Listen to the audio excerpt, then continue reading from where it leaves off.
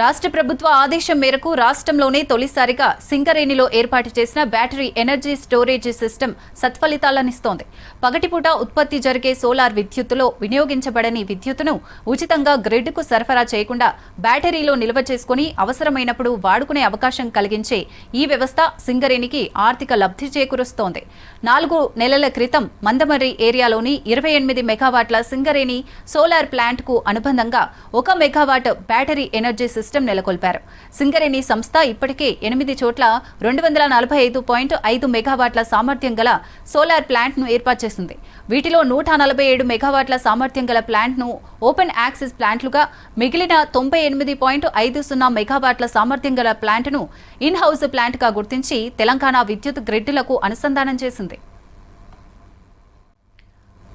ఈ in house ప్లాంట్ల విద్యుత్ను కూడా తెలంగాణ విద్యుత్ శాఖ గ్రిడ్లకు అనుసంధానం చేసినప్పటికీ విద్యుత్ ఒప్పందం ప్రకారం ఇక్కడ స్థానిక అవసరాలకు వాడిగా మిగిలిన విద్యుత్తుకు మాత్రం తెలంగాణ డిస్కం ఎటువంటి చెల్లింపులు జరపదు.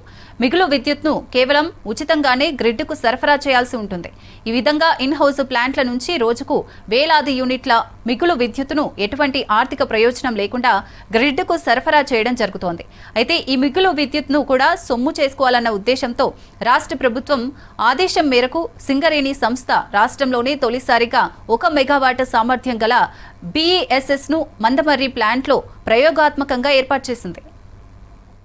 మందమర్రిలో 28 మెగావాట్ల సోలార్ ప్లాంట్ సమర్థంగా పనిచేస్తూ మందమర్రి, శ్రీరాంపూర్ ఏరియాలోని గనులకు, కాలనీలకు అవసరమైన విద్యుత్ను అందిస్తోంది.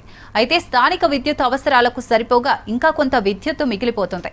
ఈ నేపథ్యంలో మందమర్రి ప్లాంట్లు జనవరి నెలలో battery energy storage system Singareni ఏర్పాటు చేసింది. అప్పటి నుంచి ఇప్పటి వరకు BESS యూనిట్ స్థానిక అవసరాలకు వినియోగించగా ఇంకా మిగిలిన 3,35,485 యూనిట్ల విద్యుత్ను నిల్వ చేసుకుని అవసరమైన సందర్భంలో వినియోగించుకుంది.